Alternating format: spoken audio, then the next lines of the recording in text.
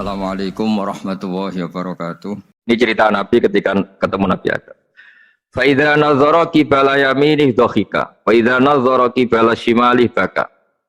Nabi Adam ketika melihat ke kanan tuh senyum-senyum, senang sekali. Tapi kalau kau melihat ke kiri itu nangis.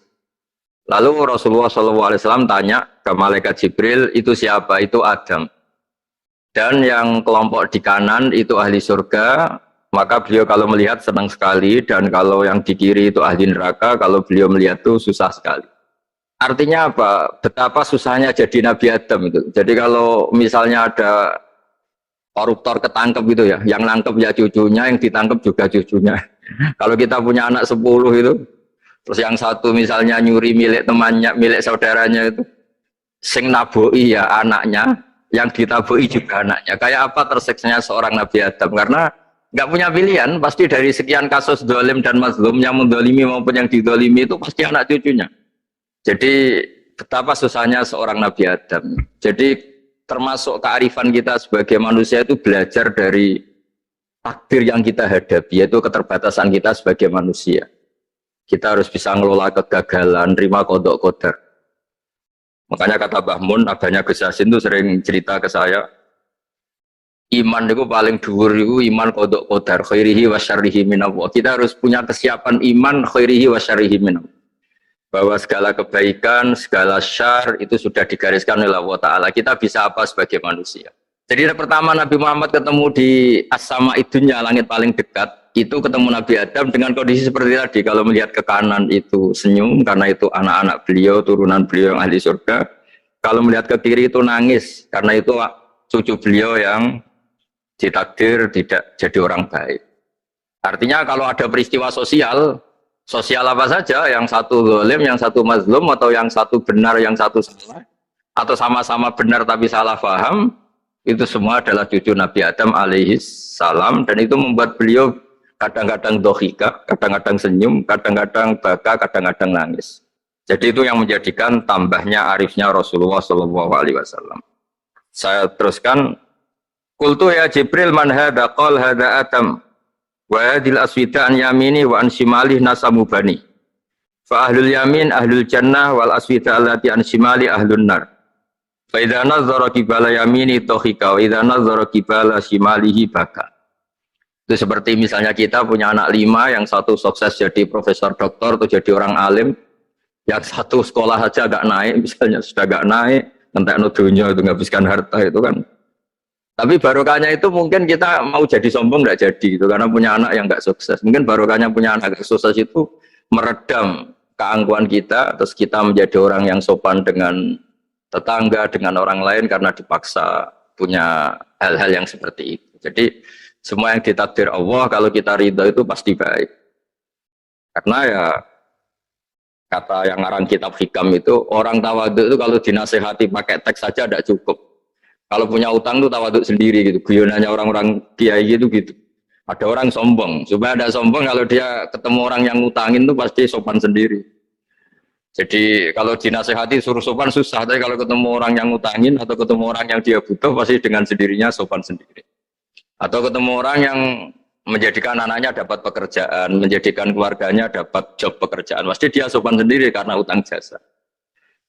Nah kalau kita pasti sopan sama orang yang ngutangi kita, yang menolong kita, apalagi dengan Allah Ta'ala yang semua yang kita pakai pasti dari Allah Ta'ala. Dengan demikian sudah keharusan kita sangat-sangat sopan pada Allah Ta'ala. Yang implementasinya dengan sujud dan dengan sholat. Itu juga yang dibawa dari hasil Mi'raj. Ini saya baca teksnya ya, saya tadi jam 9 baca Bukhari di Kudus sama beberapa habaib, Alhamdulillah. Sekarang saya teruskan dengan Sahih Muslim. Termasuk kitab 6 yang paling dipakai ahli sunnah itu Al-Kutubus Sittah, yang paling pokok itu adalah Bukhari Muslim. Terus kemudian naik-naik terus ketemu Maror Tubi Musa alaihi salam. Ini nabinya Bani Israel. Saya kemudian ketemu dengan Nabi Musa alaihi salam. Nabi Musa itu nabinya Bani Israel. Jadi orang Bani Israel itu bawaannya itu protes. Protes itu komplain. Ketika makomnya beliau dilewati Rasulullah SAW, kelas beliau sebagai nabi, beliau nangis. Ketika nangis ditanya, Ma yubkika, kenapa engkau nangis ya Musa? Terus ini saya baca supaya seperti teksnya. Kata Nabi Musa, Rabbi hadza ghulamun ba'astahu ba'di yadkhulu min ummatihi al-jannata aktsaru mimma yadkhulu min ummati. Ini lelaki atau nabi, nabi junior, nabi yang datangnya setelah saya, mestinya senior saya. Tapi nabi ini sukses, umatnya lebih banyak masuk surga ketimbang saya. Ini yang bikin saya nangis. Jadi pikirannya Nabi Musa kalau beliau senior, beliau lebih dulu ya umatnya lebih banyak masuk surga. Ternyata enggak, masih banyak umatnya Rasulullah Shallallahu Alaihi Wasallam. Dan ini gaya beliau yang suka protes itu berkah karena protesnya orang soleh. Saya ulang lagi, apa-apa kalau dilakukan orang soleh itu pasti barokah. Ketika Rasulullah dapat perintah 50 sholat, itu Nabi Ibrahim pertama yang dilewati karena di langit paling atas dibanding nabi-nabi yang lain. Itu Nabi Ibrahim diam karena beliau tidak punya tradisi protes. Semua nabi diam karena Allah memerintahkan pasti sudah bagus lah, sudah diukur kekuatan hambanya. Tapi ketika Nabi Musa, beliau orang pertama komplain. Dapat apa kamu ya Muhammad? Dapat 100 sholat, dapat 50 sholat. Apa komentar Nabi Musa? Umat saya lebih gagah-gagah, lebih keren-keren. Pernah saya uji itu tidak ada yang mampu, apalagi umat kamu. Maka kamu mintalah keringanan. Fas'alhu takhfif, kamu harus minta keringanan. Masyhur itu riwayat itu. Kemudian Nabi minta keringanan sama Allah dipotong hanya 5. 5 masih 45, dipotong lagi 5 masih 40 sampai 9 kali pemotongan. Akhirnya jadi 5 sholat.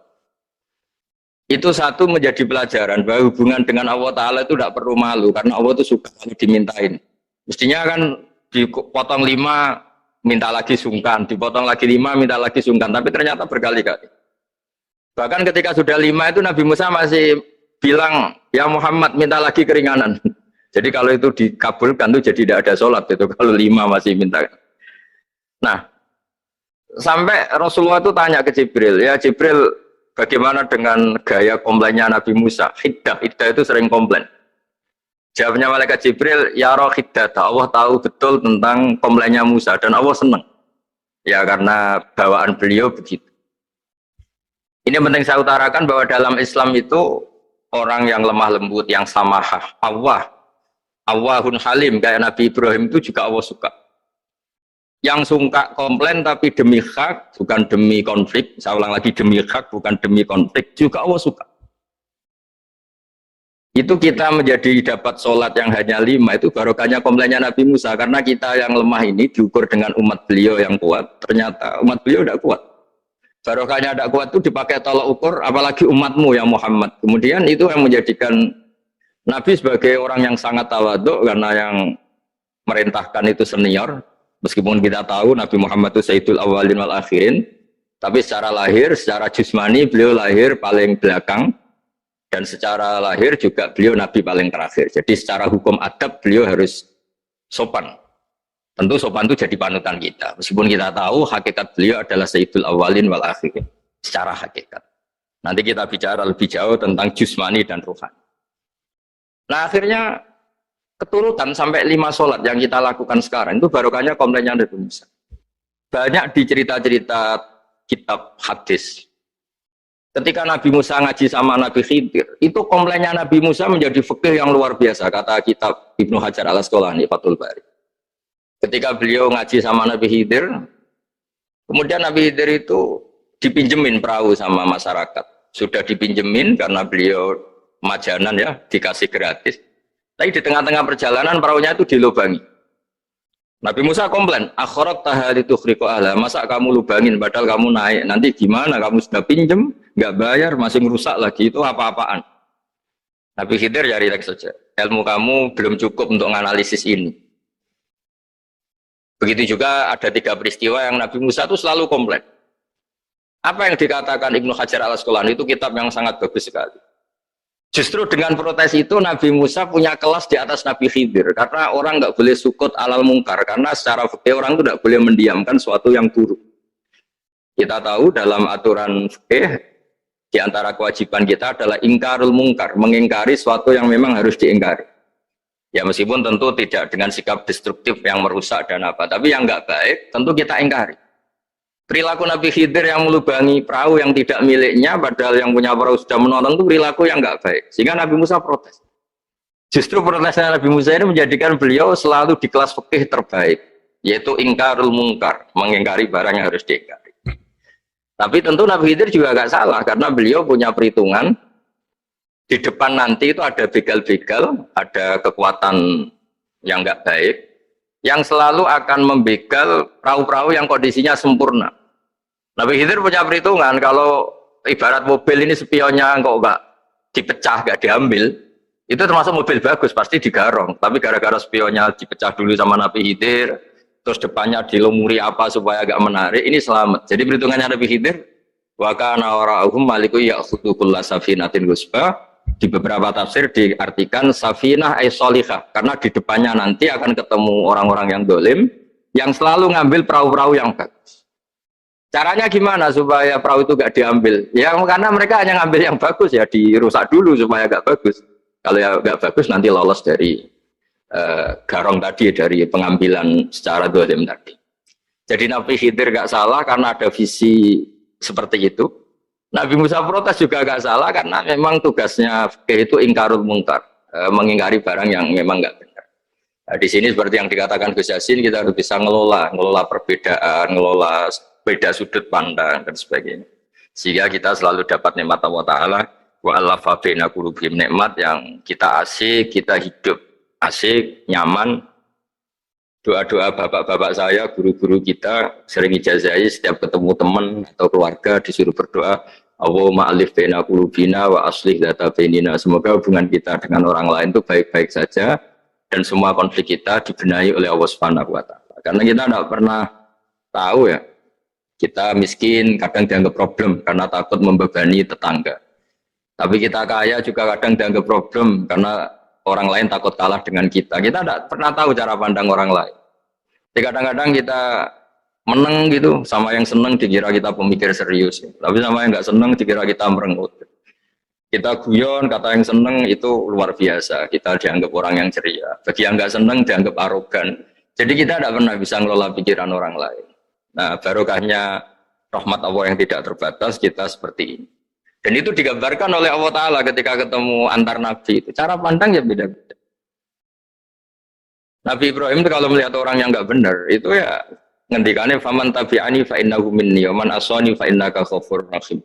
Ya Allah, yang ikut saya ya karuan kelompok saya, yang tidak ikut saya semoga engkau banyak mengampuni mereka. Nabi Nuh beda sekali cara pandang. Nabi Isa ubudiyah murni. Ketika melihat orang yang enggak benar, beliau tidak ngambil sikap. Beliau ngendikan intu adzibhum fa innahum ibadu. Kalau engkau siksa nggih monggo Gusti, itu hamba-hamba jenengan, itu terserah jenengan. Wa in taghfir lahum, kalau engkau ampuni nggih monggo, jenengan yang punya pertimbangan lebih bijak.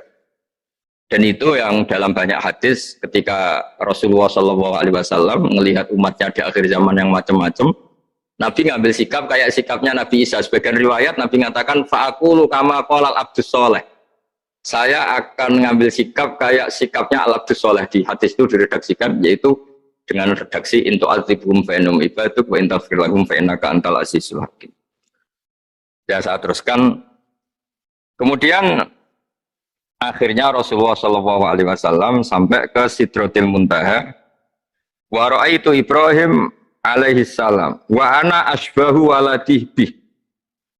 Ketika ketemu Nabi Ibrahim, hubungan Rasulullah itu sangat emosional. Beliau yang pertama diceritakan, saya ketika ketemu Nabi Ibrahim itu senang sekali karena ternyata saya ini cucu beliau, turunan beliau yang paling mirip beliau.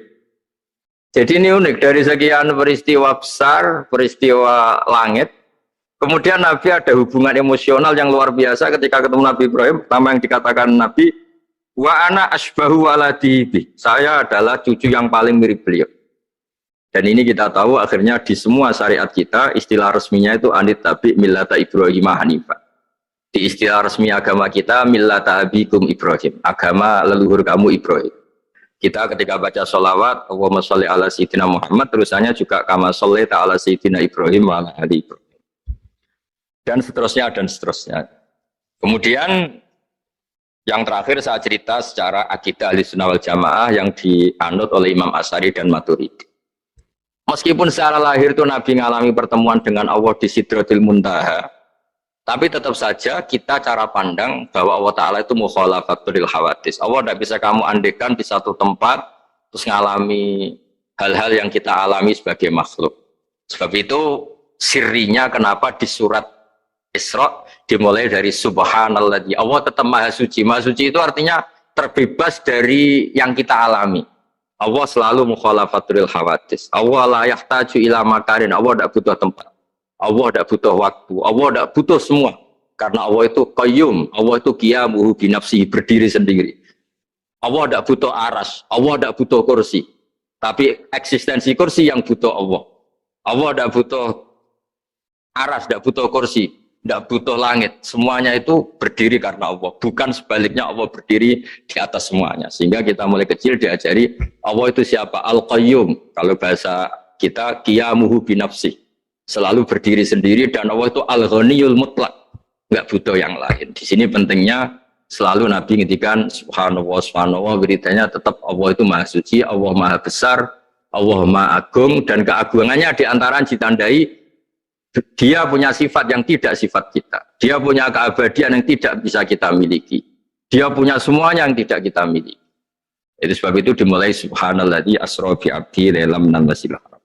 Jadi kata subhana ini maha suci itu maha suci dari tempat, dari waktu, dari apa saja. Meskipun Allah punya adat, punya sunnah, memperlakukan hambanya itu dengan logika atau bayangan yang dibayangkan seorang hambanya. Sehingga seakan-akan kita ini ya ketemu, seakan-akan kita bisa ini melihat. Sehingga di surga disebut kita ini melihat Allah. Tapi semua ahli sunnah mengatakan, tapi kamu melihat Allah itu tetap saja bila kaifin walan khisorin, tidak bisa terus menciri. Ciri itu bisa membatasi sifatnya Allah itu begini-begini, tidak bisa.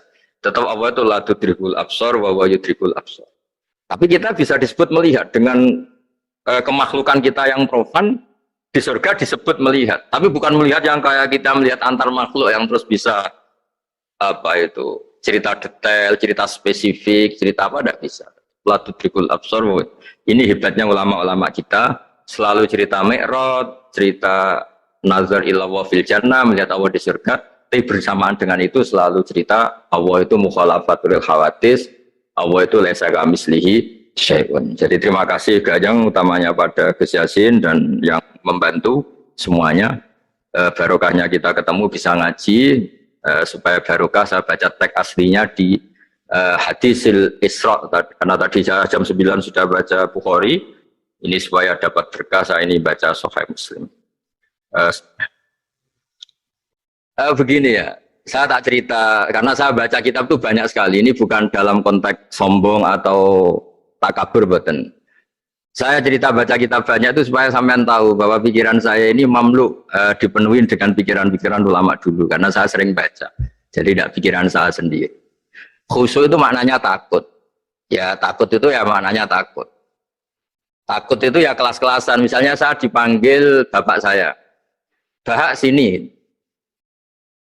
sekedar datang ke tempat itu meskipun nggak niat nurut, saya ulang lagi, sekedar datang ke tempat beliau manggil saya meskipun nggak niat nurut, itu sudah satu poin tertentu. Karena dipanggil terus menghadap itu sudah bagus, meskipun di hati saya nanti saya bilang nggak mau, saya mau main.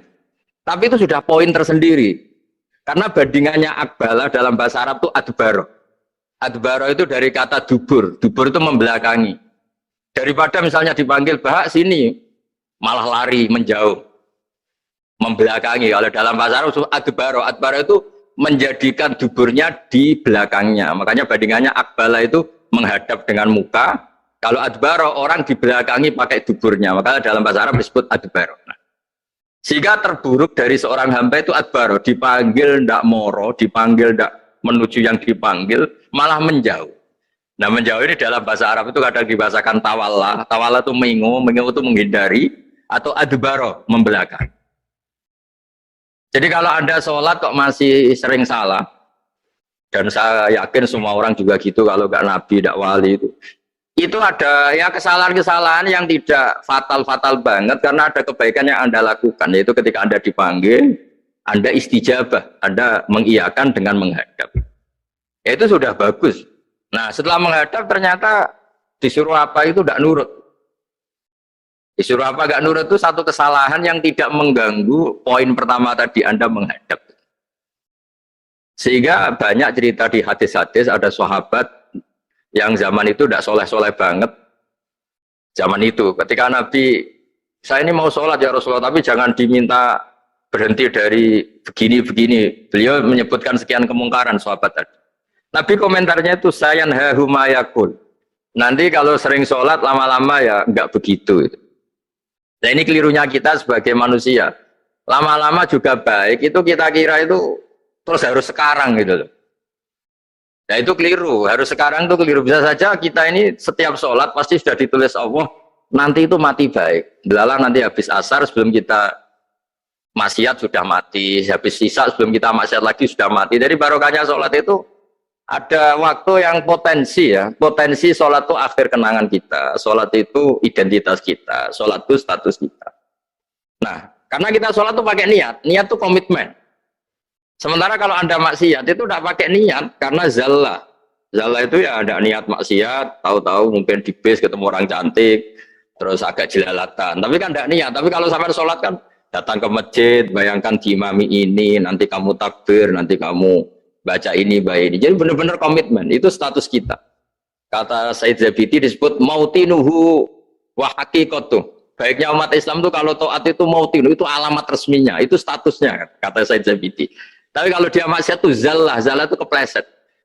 Jadi tidak pernah jadi status kita. Semoga semua maksiat kita ini tidak status, tapi zallah. Tapi ketika taat itu status, hakikat kita. Maka falau butiyah ya haqiqatuh wa mautinuhu wa dzatuh. Ini kata Said Abdul Az-Zabidi pengarang Ithqal. Orang Islam itu orang yang ketika ibadah itu identitasnya betul, ketika ibadah itu Allahu Akbar, dia berharap rahmatnya Allah gini-gini. Nah ketika salah dia zallah, dia ngantor ya ada niat korupsi, dia ingin memenai negara ini, dia nyai juga agak ingin macam-macam gitu. Ya tapi karena manusia terus ada zallah. Nah semoga semua kesalahan kita ini zallah itu ya cara Jawa kepleset, tidak mental. Dan semua kebaikan kita ini mental, yaitu kebaikan yang jadi tempat kita, identitas kita, haqiqatuh wa mautinuh wa dzat. Tapi jangan pernah berpikir kalau apa artinya sholat kalau kita masih melakukan kemungkaran, itu salah besar. Sholat itu wajib, dengan Anda sholat itu sudah mengurangi kemungkaran Anda, karena Anda tidak melawan ketentuan Allah Ta'ala. Kayak kita orang Indonesia, meskipun kita koruptor, mau jadi KTP Indonesia sudah bagus, kita mau jadi warga Indonesia, meskipun setelah itu kita korupsi, dan salah, tapi lumayan jadi mau jadi warga apa? Indonesia. Orang mau sholat artinya dia menstatuskan diri sebagai hamba Allah. Teken kontra, kalau saya ini hambamu ya Allah, anta robbi, iya karena butuh, iya karena stain. Soal salah ya salah aja yang sama. Kita tetap warga Indonesia meskipun kita salah, meskipun kita koruptor, meskipun kita salah, tetap aja warga Indonesia yang berhak mendapat jatah makan meskipun di penjara, meskipun apa. Sama, kita ini hamba Allah yang mengakui kalau Allah itu Tuhan, kita hamba. Dan barokahnya pengakuan itu insya Allah di cerita-cerita syafaat, kalau kita dosa atau apa insya Allah dapat syafaatnya Rasulullah SAW, karena kita tidak pernah lari dari status kehambaan. Jadi yang harus dipegang, makanya status kehambaan ini nggak boleh hilang. Kita harus sering bilang Robbi, Robbi, Tuhanku yang merawat aku, yang memberi aku. Dengan demikian kita menjaga status kehambaan kita. Dan status hamba ini yang menjadikan orang layak masuk surga, yaitu fadkhuli fi ibadi, kamu harus resmi menjadi hambaku, baru ada perintah wadkhuli jannati. Kalau menjadi hamba aja nggak mau, kita punya keangkuhan, punya keinginan yang mulu-mulu, sehingga seakan-akan kita ini Tuhan, nah itu tidak menghamba. Kita harus fadkhuli fi ibadi, baru wadkhuli jannati. Saya kira demikian, semoga ini manfaat. Banyak cerita niku riyen Kiai Khalil mengambil mantu Kiai Bisri niku nggih nyaur utang kalian Mbah Topo, mergi sering dirumat secara finansial. Bias mbake ndongane iku tenanan supaya anake Kiai Mustofa niku pinter, anake Mbah Topo niku pinter, terus dados Kiai Bisri. Niku nak diambil kesimpulan niku Kiai ndonga tenanan niku nak dirumat tenanan. Nak dirumat rapati tenanan niku ndongane ya kudune rapati tenanan. Niku ngantos sing crita niku mbah bodoni napa mboten niku riyen niku ngantos Mbak Khalil prai jamaah, mereka makmume iku sing ngutangi, jadi wedi nak ketemu makmume. Suwe-suwe diebrokno terus wani dadi imam malih. Terus dalam keadaan ngoten niku ndonga ra tenanan mboten mungkin. Singkat cerita terus Kiai Bisri dados tiang alim, Kiai Misbah dados tiang alim. Terus fan ingkang ditekuni niku nahwu. Wau leres sing didhawaken Kiai Said angsal gelar Sibawahi zamani. Pancen riyen kula piyambak sering didhawuhi Mbah Mun nggih sering istifadah teng terjemahan Alfiyaipun Kiai Bisri riyen teng sarang nak belajar Ibnu Aqil di antara referensi nu tulisane Kiai Bisri mbek Kiai Misbah. Sing sedanten niku barokahe didikanipun Kiai Khalil Harun. Kula piyambak zuriyah saking Mbah Dimyati. Mbah Dimyati riyen teng sarang keceluke putra angkate Kiai Umar Harun. Mergi wau Kiai Umar mboten gadah putra. Kula cerita silsilah sing radi serius. Dados niki walikane Gus Yofur wau mun rileks niki kula sing cerita serius. Riyen syaraté wong alim niku sinau riyen, sinau badhe niku diskusi kalian sing sak level. Badhe niku nembe ngaji. Sehingga nak ngaji itu kantun nyocokno niki kangge santri-santri Rodotul Thalibin. Terus kisah hal sebelum ngaji Mbah Zubair niku sinau riyen. Misale piyambake macane tajibu, mengke kiyaine maca tajibus sholatu. Mengke diskusi terus ngaos Mbah Zubair. Angger macane wis kembar terus berarti aku wis pinter. Karena yang memutuskan rofa nasab itu tidak kiainya tapi dia. Terus kantun nyemak. Ki bengi tak waca rofa kok kiai ku rofa, berarti ilmuku wis padha. Aku mau coba nasab, kiai ku nasab berarti bodoh. Aku mau coba jer, kiai ku jer is bodoh. Nah santri-santri kan boten ngaji, boten persiapan. Seteko ngaji, betakok halaman. Niku pun santri innalillahi wa inna ilaihi rajiun. Niku nggak bisa diharapkan. Terus kula riyen niku GR alim niku nggih alasan perkara ini sinau riyen. Dadi agar bangun maca kok pun kembarane 90% apa 80% nggih mun setengah ngalim. Kok nak salah kok sampai 90% ya goblok banget. Sakniki mboten santri sinau iku mboten persiapan ngaji takok halaman tok endi. Menyenggahi sholawat. Salam Muhammad sholli alaihi. Mboten mikir wong kiai ini maca Allahumma sholli ala Muhammad malah ngongkon kiai ini sholli alaihi itu nak diterjemahkan Allahumma sholli ala Muhammad terus dekne ngomong sholli alaihi. Nggih monggo jenengan maca sholawat. Wong sholli ku fi'il amar. Tapi wong jenenge wong ora mikir nggih. Terus niku ruwet. Terus niki kalau cerita sing serius, kersane jenengan pirsa bilih sing minter wong ra bakat pinter niku nggih kangelan tenan. Riyen bapak kula nggih nak definisi wali nu ngoten kula nggih insyaallah pun mlebu lah. Mergi kula niku nggih minter tiyang kathah. Tiang-tiang sing ra bakat pinter teng Gunung Kidul niku kula kathah sing kula dadekno kiai niku. Tapi mboten pinter banget pokoknya memenuhi kualifikasi lah. Mergi ceritane niku nggih sederhana. Riyen niku Mbah Khalil itu nak mulang nahwu tenanan. Mergi sesuatu itu jadi mudah. Mulane cerita sing beredar nang Lirboyo niku Ja'a Zaidun, Zaid datang. Niku wonten santri pelengahan delok lawang. Gurune ngamuk. Kamu orang mana? Orang Bekasi. Kenapa pelengahan?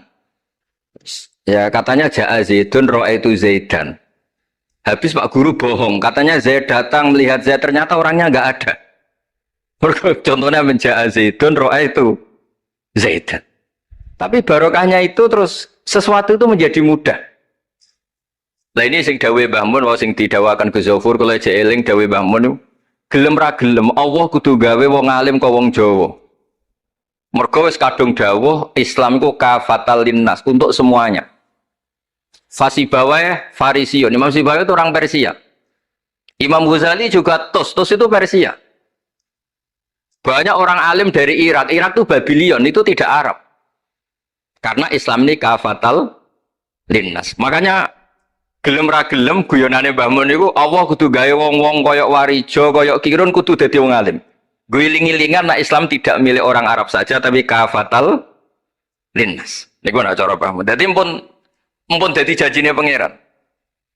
Mulane sing mondok Arab nggih monggo, sing mondok pundi mawon nggih monggo, tapi Kiai Jawa tetep ndek jatah alim. Mergo niku mpun kuota. Mpun kuota. Terus riyen Mbah Fadl sing diceritakno Gus Yofur niku tiyang alim mboten mondok teng putih-putih teng Jawa. Mbah Sahal riyen alime nggih mondoke di antarane teng Sarah. Mergo mun jatah. Islam iki dawuh Mbah Mun kafatal linnas. Mulane Allah kudu gawe wong alim-alim sing wong Persia, wong Jawa, wong Cina. Imam Sibawa ini buatan tiang Arab.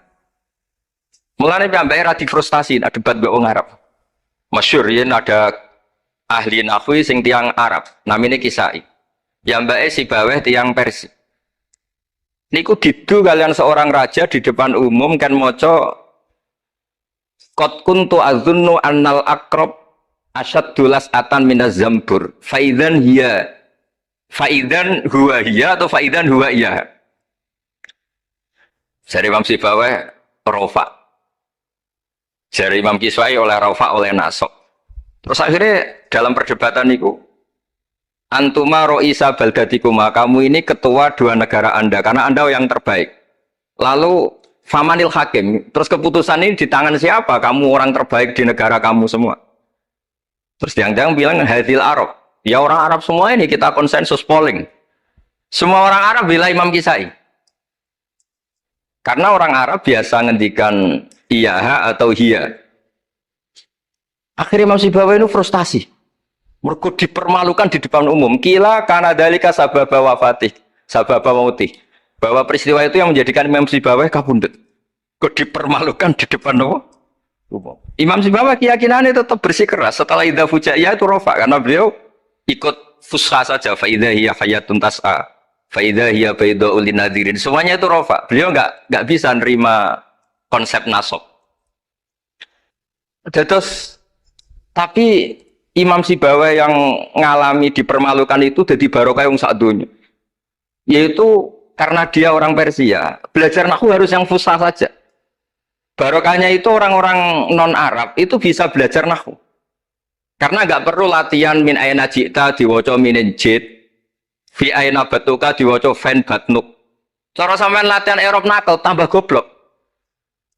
Mereka terus ribet.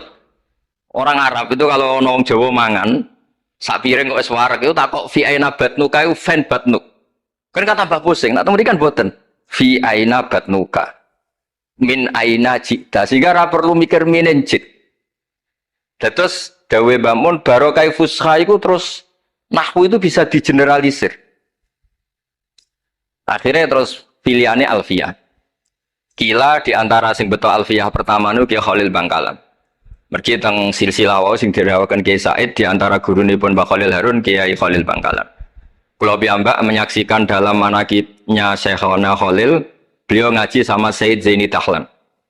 Said Zaini Tahlan gurune Said Abi Bakar Sato yang ngarang I'anatut Thalibin. Terus kalau misalnya saya pakai sanad Mbah Maimun, Mbah Mun, Mbah Zubair, Mbah Fakih Mas Kumambang, Kiai Mahfud Termas, Said Abi Bakar Sato, Said Zaini Tahlan. Kalau pakai Mbah Mun, Mbah Karim atau Mbah Manap, Syekhona Khalil, ini langsung dugi Said Zaini Tahlan. Jadi a'la sanadan kalau pakai jalur Mbah Mun, Mbah Karim, Syekhona Khalil langsung Said Zaini Tahlan. Sama kalau pakai sanad keluarga sini misalnya Mbah Khalil Harun langsung ke Syekhona Khalil langsung dugi Said Zaini Tahlan. Nah silsilah keulamaan ini penting karena dulu iki cerita mawon. Sing ora bakat ngalim di ngalimno, tetep dadi kiai. Sing wis bakat alim di makrifatno. Termasuk makrifate Said Zabidi niku sing nyekseni tiyang Jawa. Ini ku Mbak Abdul Manan. Terus riyen cerita-cerita tentang legenda silsilah Kiai Jawa niku, Mbah Hasan Besari ini keluarga kerajaan, pun di duit, pun ngertos dunia internasional. Kepengen mondok teng Mekah. Mbah Hasan Besari sing terkenal yo. Akhirnya ngajak kancane namanya Abdul Manan niku tiang termes, tiang desa. Dijak akhirnya mondok teng Mekah, dados tiang alim. Termasuk ndherekaken Said Zabidi dugi Mesir, Shahibul Ithaf. Ki Abdul Manan gada putra alim alama namanya Ki Abdullah. Ki Abdullah gada putra namanya Ki Mahfud. Dugi Ki Mahfud niki cerita sing terkenal niku kepanggih Mbah Munawir.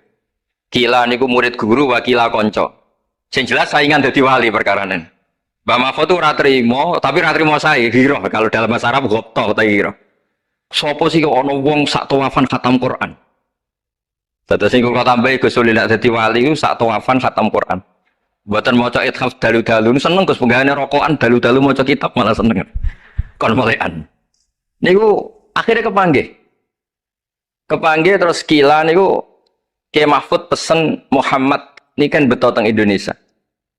Mulane Gus Muhammad akhirnya dadi Kiai Quran. dipondokno teng Termas bareng-bareng Bali Maksum, Gus Habib. Niku sedanten terus ngaji Badhe Miati Termas. Kalau nanti diceritani Mbah Mus mriki meledake muridnya Mbah Khalil Harun di antara sebabnya niku Mbah Demyati Termas wafat. Terus sebagian santri-santri ageng udah ngaos teng Kasingan teng Mbah Khalil Harun. Walhasil terus Gus Muhammad itu dados ngapal Quran alim.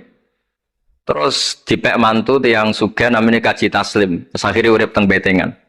Gada putra Ki Harir samangke wonten Gus Muhammad. Dadi Muhammad bin Harir bin Muhammad bin Mahfud bin Abdullah bin Abdul Manan. Niku pun dugi Shahibul Ithaf, Ithafus Sadat Al-Muttaqin. Saraipun kitab napa? Ikhya. Niku nak ngarang. Niki cerita tila. Niku nak ngarang jen luar biasa. Kitab 14 juz. Niku kabeh berilmu, boten dipenuhi cerita-cerita yang boten penting. Semuanya berkualitas. Yang paling saya kenang dari, dan ini sekaligus kalau terakhir muludan ini. Yang paling saya kenang dari statement beliau, dari ngendikan beliau itu begini. Wan Nabiyyu sallallahu alaihi wasallam wa in jalla qadru muhtajun ila rahmatihi ta'ala wa fadli. Dari cara pikiran beliau itu, umat ini setelah Nabi Isa. Penggemar Nabi Isa itu salah dalam mendudukkan Nabi Isa, berlebihan sampai mengatakan Isa ibnu Wah. Yang benci juga berlebihan sampai mengatakan Isa itu waladuz zina, yaitu orang-orang Yahudi. Tapi kata Said Zabidi, hadil ummah ma'sumatun min dzalika kullih. Umat ini akan diselamatkan, pecinta Rasulullah Shallallahu Alaihi Wasallam itu akan diselamatkan dari dosa atau kesalahan-kesalahan orang Nasrani melihat Isa. Barokahnya apa? Barokahnya sholawat. Yaitu umat ini wiridan Allahumma sholli ala Sayyidina Muhammad. Allahumma itu pemberi. Muhammad apapun jalla qadruh penerima. Sehingga kita baca sholawat itu sekaligus menunjukkan mahabbah kita ke Rasulullah Shallallahu Alaihi Wasallam bahwa beliau makhluk terbaik, manusia terbaik yang paling layak dapat askas sholawat, askat takhiyat dari Allah Taala. Tapi tetap saja Allah ini pemberi, Rasulullah ini penerima. Sehingga umat ini tidak akan mendudukkan Rasulullah setingkat Allah. Yaitu yang disebut burdah da'mat ta'atun nasara fi nabihimi wahkum bima syi'ta madhan fihi wahtakimi. Pokoknya silahkan memuja Nabi Muhammad setinggi langit asal da'mat ta'atun nasara. Tinggalkan kesalahan yang dilakukan orang Nasrani. Nah itu kata Said Zabidi, cukup kowe maca sholawat. Karena dengan baca sholawat berarti Allahumma sholli ala Muhammad, Allah pemberi, Nabi apapun agungnya penerima. Jadi sampean nyebut Allah, yaitu Jalla Jalaluh, menyebut akrobu habaibi akrobu asfiyahi. Nah itu ini cerita. Jadi kita ini dididik orang-orang spesial. Saya dididik Mbah Mun, dididik Bapak, dididik guru-guru yang lain. Beliau dididik Mbah Zubair di antara gurunya Mbah Karim, Mbah Fakih. Mbah Fakih dididik Mbah Mahfud dididik Ki Abdullah dididik Ki Abdul Manan. Ki Abdul Manan ini dididik yang ngarang kitab Ithafus Sadatil Muttaqin. Terus di situ diterangkan sanad beliau sampai ila Rasulillah Shallallahu Alaihi Wasallam. Maka dengan seperti ini baca sholawat itu kualitasnya luar biasa. Ini bukan sekedar sholawat. Mari kadang-kadang kita ini kan wong Jawa ya, kayak piye maca sholawat sakmene duwe akeh, maca sholawat sakmene naik pangkat. Ini yang terus cara kula niku ape diberantas iku lumayan gak moro Gunung Kawi. Tapi disetujoni kok kabeh kok dikompensasi materi. Jadi ribet jadi kijowon. Kalau mereka tidak punya sarana tawassul, engkau moro Gunung Kawi itu ya kedusan. Tapi mau sholawat ben dadi bupati, engkau nara mandi nang nyalahno sholawat. Jadi kijowon ya bingung. Nah sampean ra bingung berarti rong kiai ya, jadi kapan? Tapi apapun itu, dawe Said Zabidi wa Rasul wa Muhammad wa injalla qadruh muhtajun ila rahmatihi ta'ala wa fadli. Itu mutiara yang luar biasa. Engkang kula dawa matur malih, nak ngelem Kanjeng Nabi ku ngelem kaya ulama. Nggih wau kados Said Zabidi. Wong trimo redaksi sing kita baca keseharian, tapi beliau bisa memahami bahwa hadhihi sholawat, sighatus sholawat. Itu sighat sing nyelamatkan hadil ummah ila yaumil kiamah. Cinta kita pada Rasulullah terselamatkan karena kita baca sholawat. Tauhid kita terselamatkan karena Allah al-mu'ti, Rasulullah al-mu'ta. Apapun hebatnya Nabi, posisi yang diberi, yang menerima, pemberinya tetap Allah Subhanahu wa Ta'ala. Dan ini cerita-cerita ngaji tahqiq ingkang sanate musalsal ila Rasulillah sallallahu alaihi wasallam. Terus kula suwun seneng Rasulullah nggih wonten sing baca selawat dengan jumlah besar. Wonten sing bacanya ndak besar tapi ngerti sirrun min asrori selawat. Ngene iku piye supaya selawat iku nunjukno mahabbah kita lan keyakinan kita nak nabi niki afdhalul khalqi, paling disenengi Allah. Tapi sekaligus nabi tetap Abdullah wa Rasul. Cukup dengan redaksi Allahumma sholli ala Muhammad atau sholli ala Sayyidina Muhammad. Terus niki mun dalu nek sampean kakean ilmu malah bingung. Wong kula piyambak pun nganggep final yang didhawuhna Gus Zofur mergi saya bersaksi karena hal yang sama juga Mbah Mun sering dawuh. Sing jelas iki Jawa kudu bangga tetep untuk kuota. Mergo wis kadung ngendikan kafatal linnas. Jadi tetap Allah akan bikin orang-orang alim di lain orang Arab, mesti ono sing wong-wong non Arab. Kata Imam Ghazali itu orang Tus itu ikut Persia. Sibawayh juga Persia. Imam Abu Hanifah itu orang Irak. Irak itu termasuk Ajam. Karena ikut Babylon. Wa kumma minal biladil ajamiyah. Mesir ikut Afrika. Terus insya Allah barokah cerita niki, barokah wow penjelasan Ibn Gus Zofur dan kita juga sering dengar dawuh-dawuh Mbah Mus, Mbah Khalil bahwa agama ini luar biasa. Mergi Indonesia nu boten saged bahasa Arab tapi saged ngarang kitab bahasa Arab. Yang Mbah Mun sering dawuh, Mbah Fadl bocah bahasa Arab ya ora iso. Di Ihsan Jampes tau dites Mbah Zubair, jadi Mbah Zubair iseng ngetes Mbah Ihsan dijak bahasa Arab ya ora iso, tapi iso ngarang kitab. Mbah Fadl ketemu supir taksi Arab ya tuntas. Pinter supir taksi.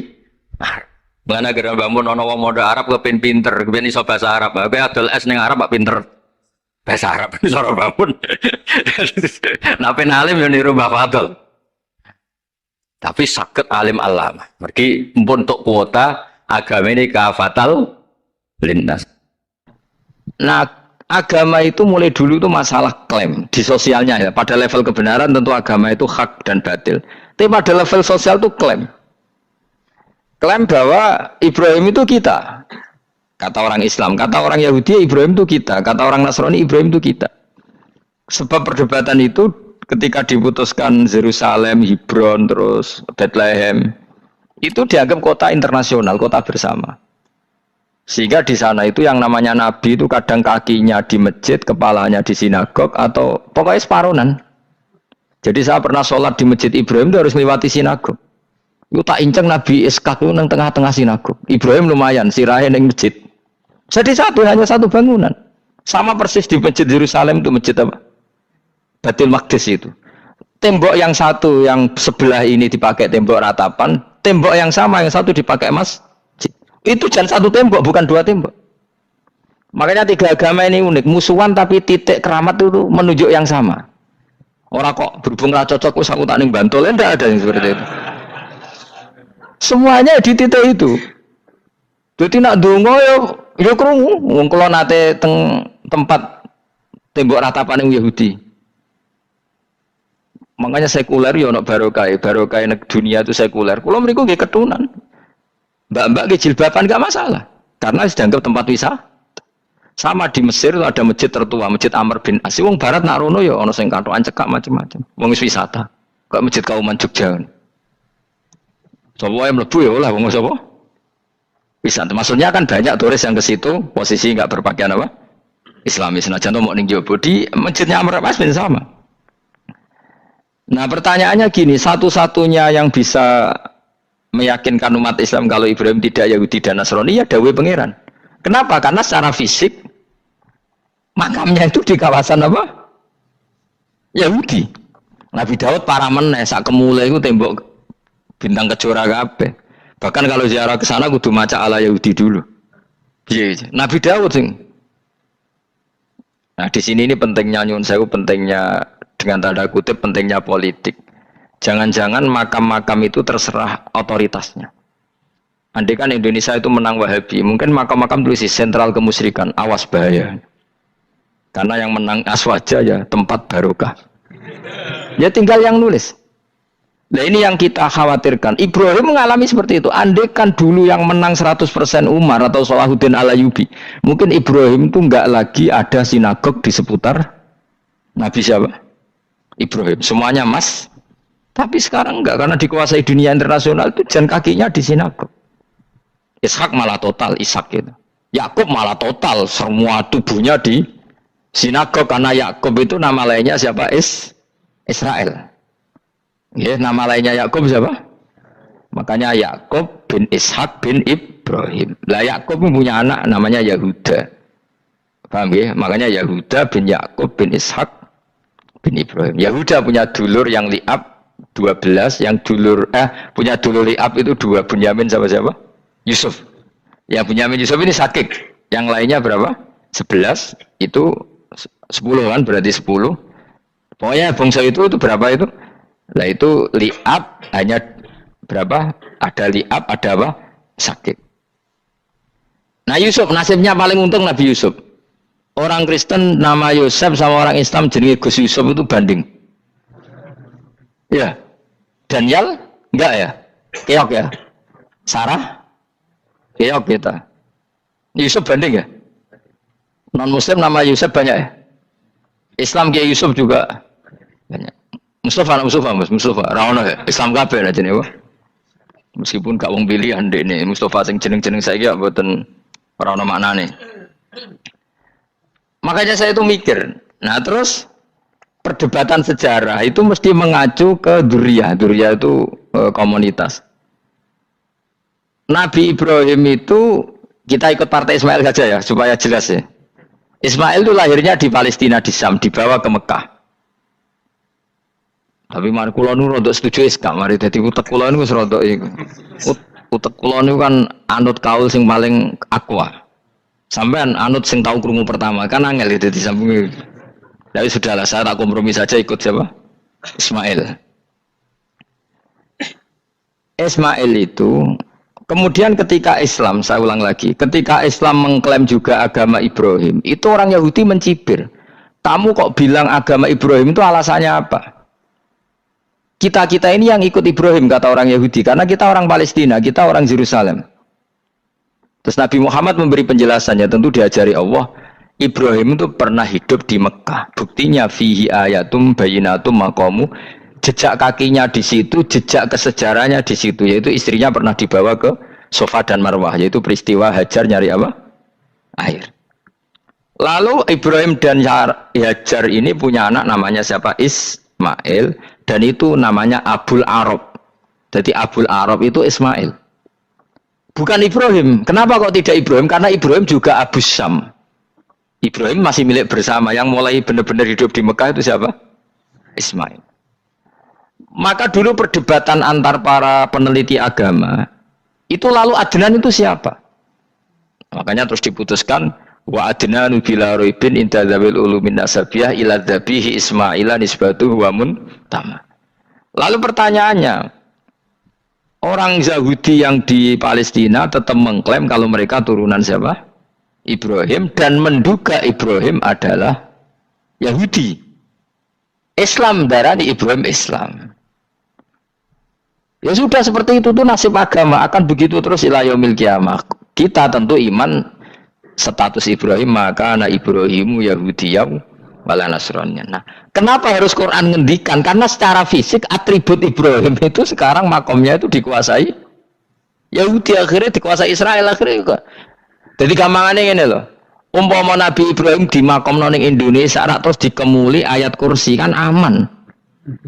Paham tuh kita? Angel temen terang kowe. Mesti diarani Islam. Lah tapi di makom ning Israel dikemuli bintang kejora. Paham ya? Maka mau tidak mau tetap ada perebutan otoritas politik. Makanya di sini ini Sayyidina Umar ngotot kepengen nalukno Romawi. Maksudnya Romawi sing nguasai Palestina. Tenan kasil. Akhirnya Nabi Ibrahim total ning masjid. Ngalin kono jeneng Masjid Umar. Mergo sing naklukno awal sedurunge Salahuddin Alayubi sinten? Tapi gak suwe kalahne wong Islam. Lagi menangne Rasuluddin apa? Terus kalah meneh terus saiki dadi kota modern nih. Dikelola secara internasional dianggap kota tiga nopo agama. Ya wes. Nah kita is ngimani Quran wae ora usah ndelok bukti fisik. Mergo nek bukti fisik iku beberapa nabi makome ning Israel sing status notabene niku Yahudi. Lalu Yahudi itu apa? Awas kena anut aku. Usah pinter lah sementara anut aku. Karena ini sekali salah itu fatal. Yahudi itu siapa? Yahudi itu nama agama, apa nama marga, apa nama sekte. Terus orang tuh gak tahu mikir meneh. Dikira Yahudi itu nama agama, apa nama sekte. Isra-roh Gus ora tau mikir. Ya wis ora roh enak dadi Yahudi iku jeneng wong iku Yahuda bin Yakub bin Ishak bin Ibrahim. Lalu nama ini ya tetap tauhid, tapi pertanyaannya apapun tauhid kamu tetap akan disalahpahami oleh penulis sejarah. Maka sejarah itu sekali sing nulis salah, tetap selawase kurbane yo salah. Misalnya kok Siti Jenar, kita kan tidak pernah tahu Siti Jenar persis piye. Kabeh nulis misalnya dekne wahdatil wujud. Akhirnya dekne tersangka wahdatil wujud manunggaling kawula Gusti. Tapi ada juga penggemar Siti Jenar. Siti Jenar udah diwali, wali songo hasud. Barang dipateni wangi, ben ketok elek digenti asu. Dadi sing ketok elek wali songo ning versi penggemar Siti Jenar. Aku lah termasuk turunan Sunan Kudus ning catatan. Iku ya paling mangkel mbek ketoprak. Perkara men kalah mbek Saridin ceritane. Sajane ya mangkel, tapi sing gawe ketoprak iku tau sowan aku. Tak takoki lho kowe gawe ketoprak ngono piye iki mergawi Gus ora ono hubungane bener apa salah ya. Bar sih. Ini gue cerita Saridin kali Sunan Kudus sampean kalah. Berarti iki buyutku cah ketoke luwih kondang. Ya sudah seperti itu. Nah, khawatir kita kalau kita sudah ada hafal Quran, ada hafal hadis, nanti orang nulis sejarah itu seenak-enaknya. Makanya senyum sewu kados orang yang tidak ahli sunnah kan gawe film gambarannya Umar nyiksa Sayyidah Fatimah. Akhirnya ada orang yang benci siapa? Umar. Tentu kita nggak percaya itu. Kita lebih percaya kalau Umar sangat menghormati Sayyidah siapa? Fatimah, Sayyidah Aisyah dan sebagainya. Nah, makanya hati-hati baca sejarah itu di sini. Karena ya sudah seperti itu. Dulu kita kerepotan kan memasukkan Kahar Mudzakkir jadi pahlawan apa? Nasional karena ada yang cerita ini dulu pernah ikut apa itu dan macam-macam. Kita sering kesulitan melacak sejarah. Oke lah kalau nah bayangkan kalau itu sejarah Nabi. Agama satu bilang Ibrahim Yahudi, agama satu bilang apa? Nasrani. Tapi Allah itu maha kuasa. Orang itu kalau salah mesti keterucute ku elek. Kowe mesti ra roh, gak ulama gak roh. Ketika Nabi debat mbek Yahudi, debat mbek Nasrani itu debatnya itu lucu. Kanjeng Nabi ditanya, "Mat, kamu agamanya ikut siapa?" "Saya pengikut Ibrahim." Lah wong Yahudi yo padahal pinter-pintere wong Yahudi wis kadung bakat cerdas. Tapi musuh-musuh pangeran tetap kalah. Jawab Yahudi ngene, "Wah, berarti kamu harus hormat saya Muhammad." "Kenapa?" "Kamu ikut siapa agama kamu?" "Ibrahim." Kan anit tabi millata Ibrahimah Hanifah millata abikum Ibrahim. Berarti kamu harus hormat saya Muhammad. Kenapa? Karena panutan kamu Ibrahim itu saja pengikut Nasrani. Sing jarang Yahudi orang Ibrahim pengikut Yahudi. Nabi oleh semua nang ngupal. Mergo ketok goblok dadi kadang wong pinter ketok goblok. Nabi oleh guyu ngene lha ya kok aneh wong Yahuda bin Yakub bin Ishak bin Ibrahim. Tapi padha karo muni Pak Karno pengagum Puan Maharani. Kira-kira gitu cara bahasa Indonesia itu. Utawa kowe mendingin lah, Mbah Nur Salim penggemar Hasan Hasan anak kula. Utawa kowe muni Mbah Zubair penggemar Gus Yofur kan boten mungkin. Utawa Mbah Hasyim penggemar Mbak Yeni. Jadi mereka itu keterucut ngene, Ibrahim itu Yahudi.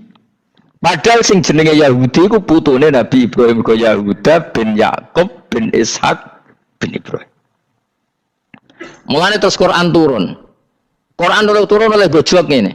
Ha antum haula'i hajastum fi ma lakum bi ilm falimatu hajuna fi ma laysa lakum bi ilm.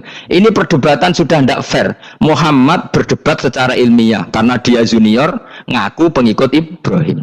Tapi kamu Yahudi Nasrani pendapat kamu itu abal-abal. Masa Ibrahim pengikut Musa? Padahal Musa dan Ibrahim dulu Ibrahim. Masa Ibrahim pengikut Yahuda? Padahal Yahuda itu cucunya Ibrahim. Makanya Quran gojloke wama unzalati Tauratu wal Injilu illa mim ba'di. Ya ahlal kitab lima tuhajuna fi Ibrahim wama unzalati Tauratu wal Injilu illa mim ba'di afala taqilun. Jadi ini penting ya, penting dalam sejarah. Tapi santri-santri sing seneng ngaji ini ku ora roh sejarah. Pokoke ngaji mlebu swarga paham ra apa itu. Kurang repot ngadepi wong ngaji. Saya itu tidak setuju seperti itu. Oke lah, mlebu swarga lah spek-pekan kok. Tapi mbok yo paham. Tapi ra paham lah sementing mlebu swarga lah iku masalah kowe. Ora tahu kepikiran li ilahi kalimatillah. Aku yo cara kon mlebu swarga mbek kon paham Quran, milih paham Quran sik. Lagi mlebu swarga. Tapi kok nek sida mlebu yo ora mungkin paham Quran bun neraka. Kowe ku aneh-aneh. Maksudnya ku keton regani pangeran lah mlebu swarga iku keren ya mergo paham Quran. Ora kok kowe sementing mlebu. Ora paham lah. Karena ini sudah menjadi perdebatan internasional. Saya itu berkali-kali ikut penelitian, makanya lucunya nasab itu sah. Mereka yang Yahudi kalau ditanya man huwal Yahud, huwa Ishak, huwa Yahuda bin Yakub bin Ishak bin Ibrahim. Terus diomong no Ibrahim pengikut Yahudi itu padha karo tadi kayak kita bilang misalnya Mbak Munawir pengikut Gus Najib. Kan nggak mungkin Pak Karno pengikut Puan Marani atau Gus Basim pengikut Mbak Yeni atau Mbak Nur Salim bapak saya pengikut Hasan anak saya, kan aneh. Sehingga pangeran oleh gojlek gitu. Ha antuma ulai hajastum fi malakum bi ilm. Mereka ini sudah siap berdebat secara ilmiah. Falimatu hajuna fi ma laysa lakum bi ilm. Tapi saya iki pecintane Kanjeng Nabi ku rata-rata iku ora pinter. Penting selawatan berjanji buanter. Nak diarani bid'ah ngamuk wis ngono terus kegiatan. Lah sing diarani bid'ah padha dene wong selawatan iku tareh kok di. Kadang-kadang yo bingung. Wis sama dibak berjanji cara mbok terjemah ra ngarah diarani bid'ah. Lalu bid'ah ning ndi wong walam matamma min hamlihi syahrani ala masyuril aqwalil marwiyatu fiya bil madinati Abu Abdullah, ketika Nabi kandungannya umur 2 bulan bapaknya mati. Terus itu kan tareh. Gara-gara diwaca bahasa Arab terus koyo mantra. Lah akhire diarani bid. Sing maca padha ora paham, maksud Allah, ya Allah. As padha dene aku repot pisan. Pusing aku mikir tadi. Ayo kowe ngono ta ora kelakuanmu itu. Sing biyen ana mau tulis bahasa Indonesia, kok terus ketara gak. Ulida maktunan biadil inaya makuhlan terus ya sudah ya biasa aja tareh. Ya kan tareh terus ketika Said Abdullah kenapa meninggal di Abwa? Wa kana qad dijtaza bi akhwali bani adim nat taifatin nat Jariyah fama kasafihim syahron saqiman yu'anu nasubmahu wa syakwa. Kenapa Abdullah meninggalnya di Abwa? Abwa itu kawasan Yasrib karena Abdullah sedang menjenguk keluarga besar dari ibunya. Keluarga besar dari ibunya, istrinya Abdul Muthalib itu orang Yasrib. Nah pas di sana di Bani Najjar sakit, terus kapun, terus bid'ah ning ndi wong iku sejarah. Tapi mbok maca bahasa Arab, kowe maca koyo historis Allah terus meneng wae. Ya akhirnya wong kan darani iku mantra. Mana aku nak takoki wong iso bener ndi, wis padha ora bener ya. Terus bener sapa sing ngalim? Wis kowe gak mau ngalim bener. Ya ora ngono padha benere wae. Wong sing ngritik ku krungune mantra, sing maca bos. Pusing ngomong terangno kowe. Nah, problemnya agama itu seperti itu. Yang diikuti orang banyak. Itu di makamnya Nabi Dawud itu ya sudah wiridan ala Yahudi. Sama sekali. Saya sampai nangisi Nabi Dawud. Karena makamnya itu total dirawat ala mereka. Jogja juga ngalami gitu, Jakarta, Rembang nanti juga ngalamin gitu. Banyak raja itu wali, tapi waris-warisnya sudah nyuwun sewu orang abangan, terus misalnya dikasih sesajen.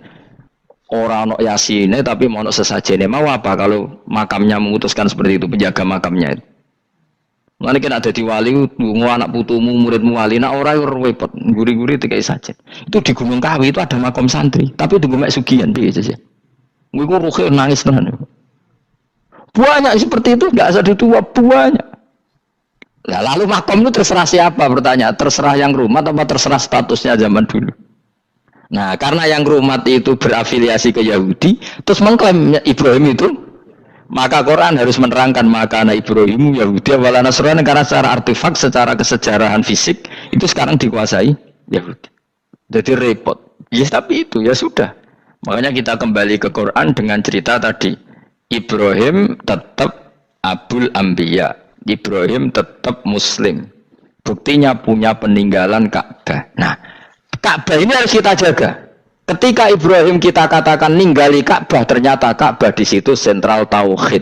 Antahira baitali ta'ifina wal akifina waruka'is sujud. Ketika Ka'bah jadi sentral tauhid, maka kita akan mengatakan peninggalan Ibrahim pasti tauhid. Makanya Nabi marah besar ketika Ka'bah ada berhala banyak. Andai kan nggak dihapus oleh Nabi, maka berhala itu pun dianggap peninggalan Ibrahim. Dong tau nih, dong tenan. Ya pinter nih, jadi maju lah.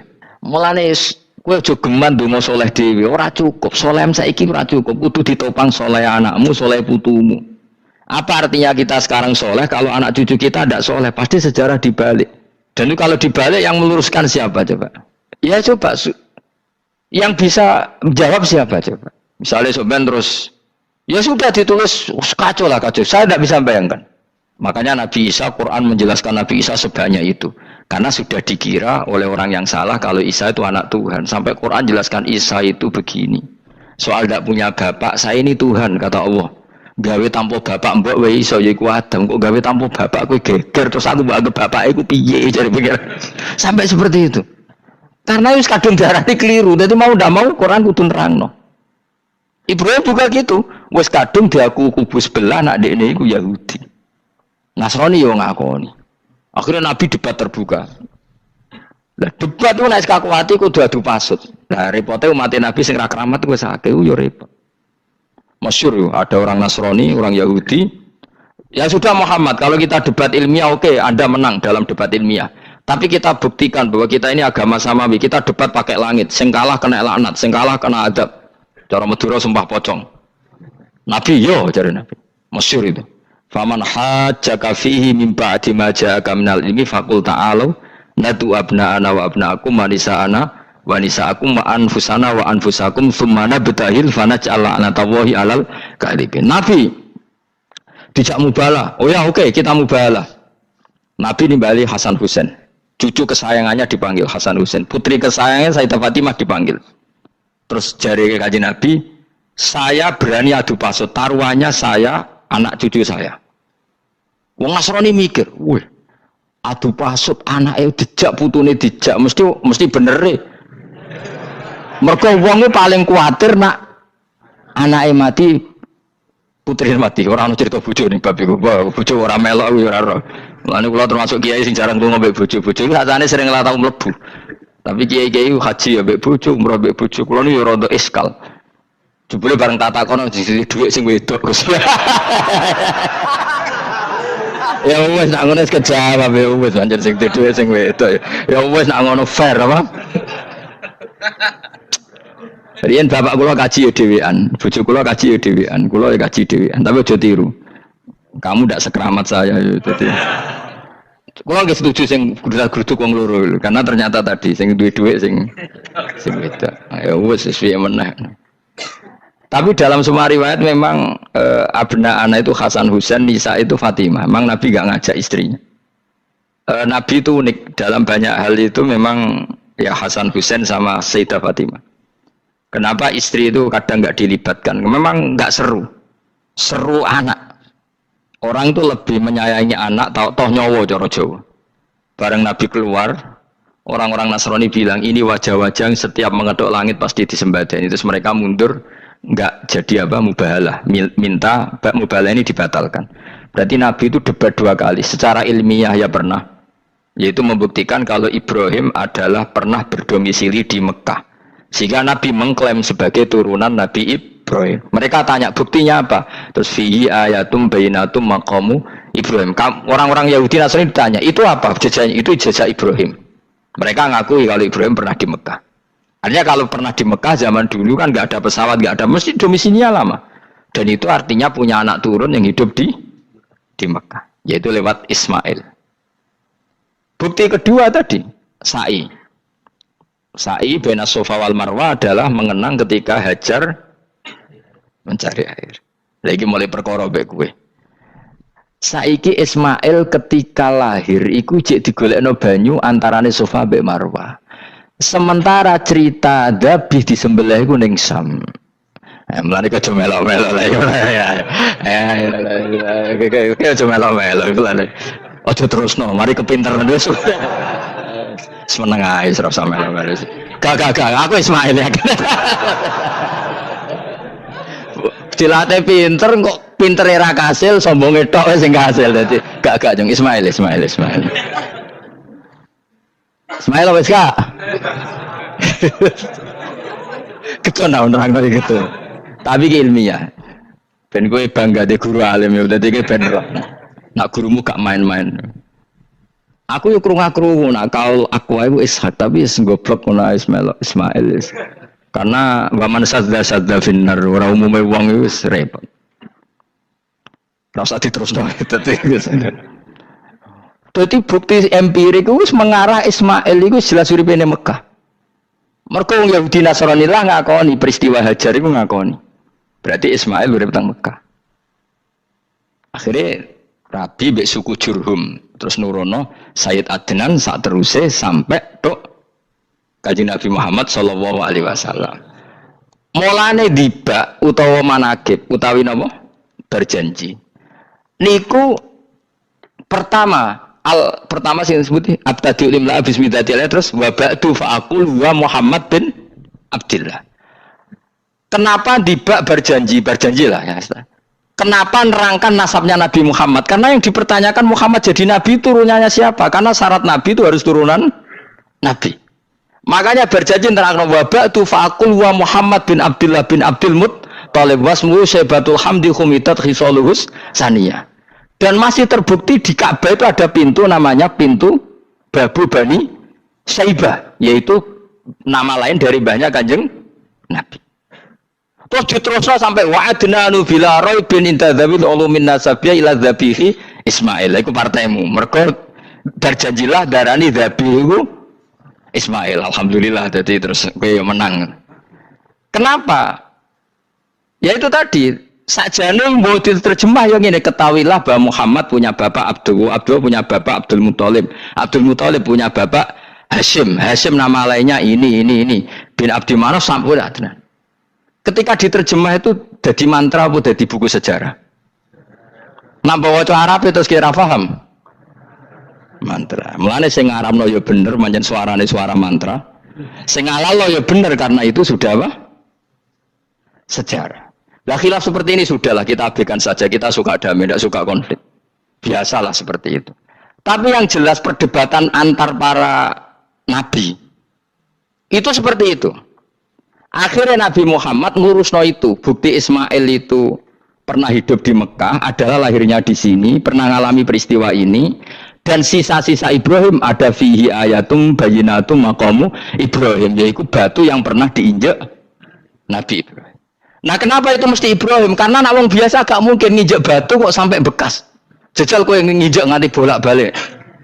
Itu mukjizat, wong batu diinjek kok bekas. Terus Ka'bah sebagai pewaris Ibrahim ditulisi kalimat-kalimat tauhid sehingga kepastian Ibrahim itu bapak tauhid. Makanya Nabi Riso ketika bidirnya Ka'bah ada banyak berhala, nanti dikira berhala ini syariatnya Nabi Ibrahim. Makanya lah ketika berhala banyak Nabi gak mau madhep Ka'bah, nanti dikira nyembah berhala. Maka sama Allah dialihkan disuruh madhep Baitul Maqdis. Ketika berhala dihilangkan, Nabi baru disuruh madhep Ka'bah. Jadi perdebatan ini atau ilmiah ini harus kita kaji, kita pahami. Karena kata Allah, antum haula'i hajastum fima lakum bi ilm falimatu hajuna fima laysa lakum bi ilm. Nah, iswani debat kudu datane data ilmiah. Sementara mereka darani Ibrahim pengikut Yahudi, padahal Yahudi iku putune Nabi Ibrahim. Yaitu Yahuda bin Yakub bin Ishak bin Ibrahim. Mestinya kan bahasanya Yahuda pengikut Ibrahim, mau jadi wali Ibrahim pengikut. Lah Nabi benar ketika takoi Muhammad kamu ikut siapa? Saya ikut Ibrahim. Kan normal kan? Kalau junior ikut, mereka enggak. Ibrahim pengikut Yahuda. Ya mau perkara Pak Karno pengikut Puan Maharani, Mbah Hashim pengikut Mbak Yeni, kan kacau kan? Lah itu terus Allah gojlok tadi. Muhammad kekasihku wis debat secara ilmiah, tapi kamu tidak ilmiah. Makanya lima tuhajuna fi Ibrahim wa ma unzilatit Taurat wal Injilu illa mim ba'di. Kok Ibrahim mbok arani Yahudi piye? Wong penanggalan Yahudi misalnya dimulai kok Taurat. Taurat Musa. Musa iku generasine sause Ibrahim. Tapi Ibrahim mbok arani pengikut Musa. Dong enggak? Jadi itu masalah-masalah. Tapi ayat-ayat ngono iku ora populer. Kowe seneng ayat populer ya poligami fangkihu ma tobalakum. Kowe iku sing ora alim lah wabal. Mergo di kepentingan apa? Poligami. Mbak wong sing seneng keramat, senengane dalil wa may taqila Allahu makhruja. Tekan dadi wali kepingin untuk duit yang enggak terduga. Udah diuteke ku duit. Padahal syarat saya wali ku ora pati seneng duit. Lah kepen dadi wali ben oleh duit. Jadi wis kenapa menjadi wali ben wa yarzuqhu min haitsu la yahtasib. Dadi uteke wis elek. Dadi institusi wali wae duwi. Dadi nek aku wali para pangeran rezeki teko min haitsu. Mulane kira bakal dadi wali, ngerutek kemjek ngono ora bakal dadi. Ayo saiki Ismail besar. Ismail. Aku ya getun kadang alim kadang getun. Perkarane nyulayani apa? Mainstream. Tapi cara kula ya Ismail sudah tak bilang napa? Ismail.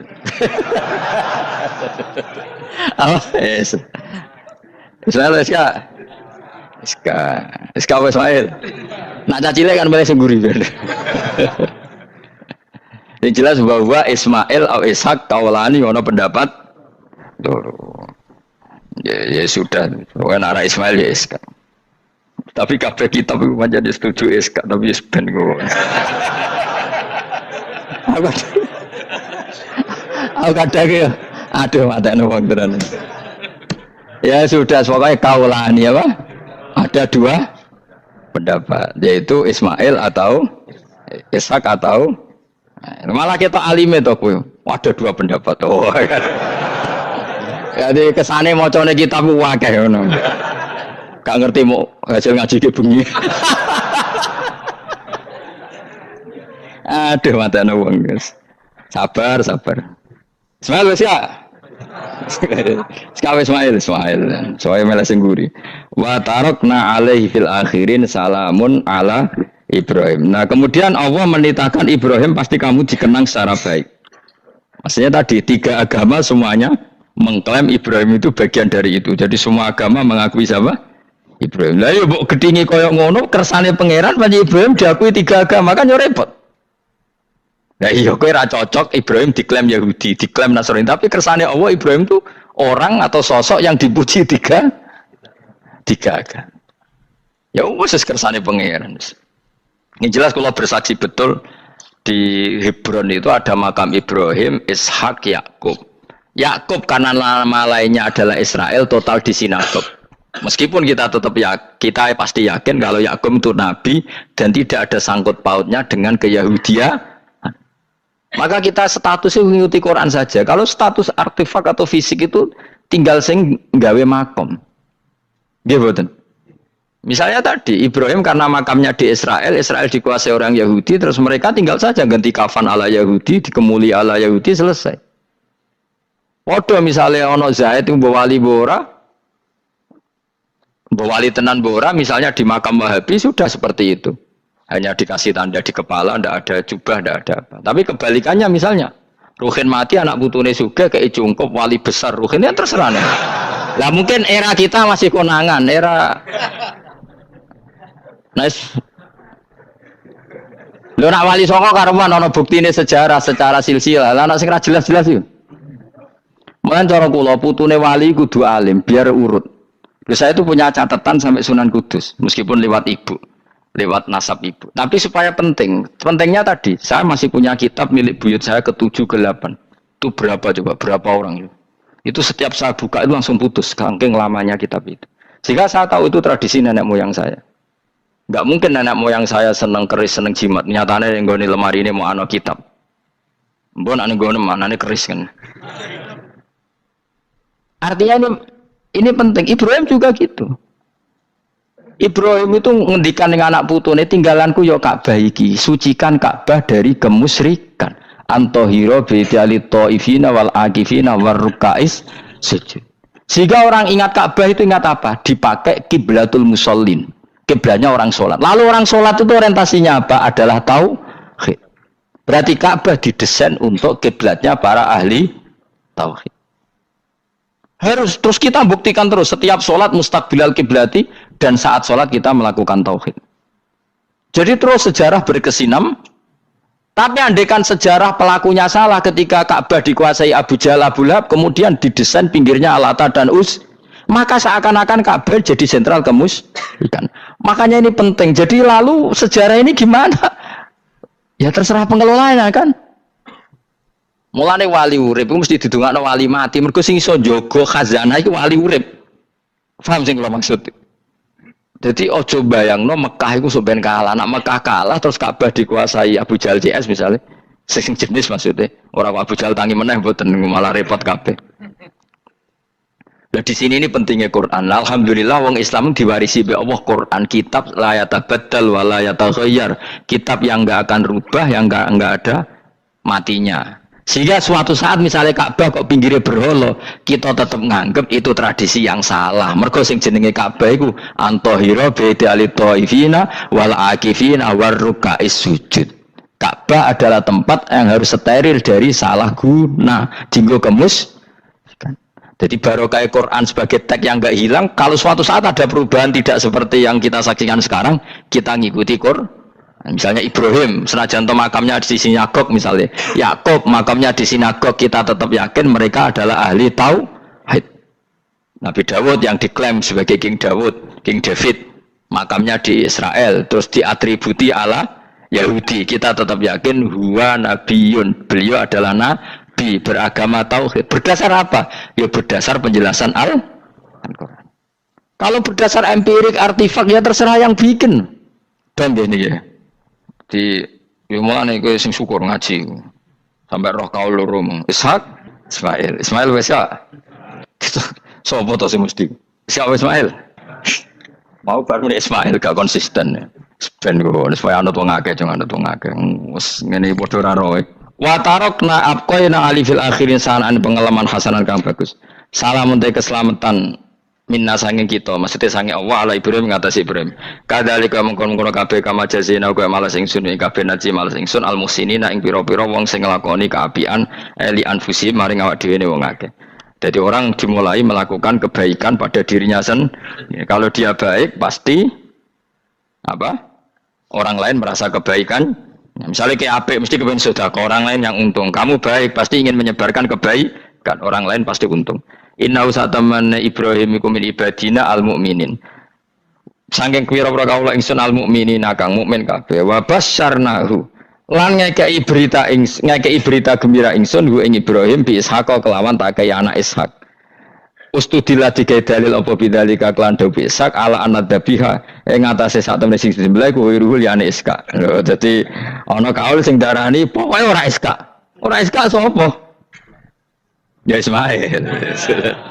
Jadi Imam Suyuti ngotot Ismail, sing nyarai Jalalain Imam Sawi ngotot Iska. Iki partai Jalalain apa Sawi? Lu Jalalain kaos kadung kaos Jalalain dulu. Yes pokoknya nara Ibrahim kan agak Ismail ya. Iska tidak mungkin yang lain iku wae sing ngono wae kok ribet. Sing jelas niku ana sing disembelih. Jenenge nara Ibrahim, sapa? Ishak, Ismail. Sing nyembelih jelas Ibrahim, nanti ku jelas. Aduh. Repot. Jadi wong alim dadak. Kula nate maca mobil mangkal nganti saiki. Susah dadi wong waras, tangan-tangan kok. Ya ono bener e. Lah wong gendeng ora tau mikir. Jadi aku tahu dendam mbek tulisan mobil mesti tok-tok. Gelem ra gelem kan maca ning ngarepe. Susah dadi wong waras. Aku pertama eskal, engko waras kok susah. Tanganan iya, wong gendeng kan gak tau mikir. Mulane kena susah berarti waras. Nak ora tau mikir berarti.